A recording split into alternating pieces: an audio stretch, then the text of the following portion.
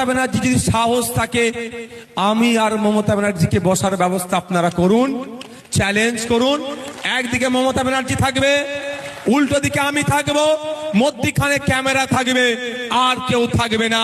আমি প্রমাণ করে দেবো পশ্চিম বাংলার মানুষের 1947 থেকে 2011-তে যত না ক্ষতি করেছে এই মমতা ব্যানার্জি, 2011 থেকে 2025 সব থেকে বেশি ক্ষতি মুসলমানদের করেছে, দলিতদের করেছে, আদিবাসীদের করেছে এই মমতা ব্যানার্জি। পশ্চিম বাংলার শিক্ষিত যুবকদের করেছে, এটা আমি প্রমাণ করে দেবো।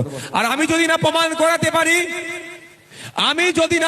করাতে পারি, আমাকে যদি তৃণমূলের ঝান্ডাটা ধরাতে বলে মমতা ব্যানার্জি, আমি হাসতে হাসতে ধরে নেব আমি যদি ভুল হয়।